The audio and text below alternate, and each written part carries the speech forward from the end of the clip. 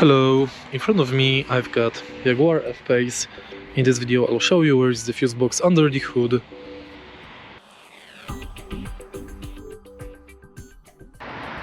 In the beginning, let's take a look at the left side of the engine compartment. Lift up this cover and this one. And the first fuse box is located right here and perhaps on the bottom part of this box.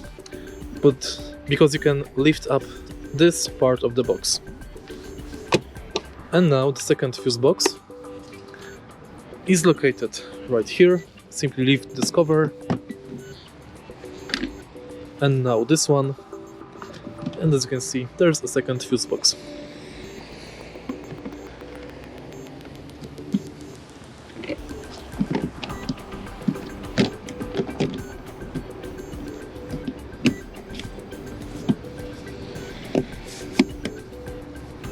And that's it. If you find this video helpful, please leave a like, comment and subscribe.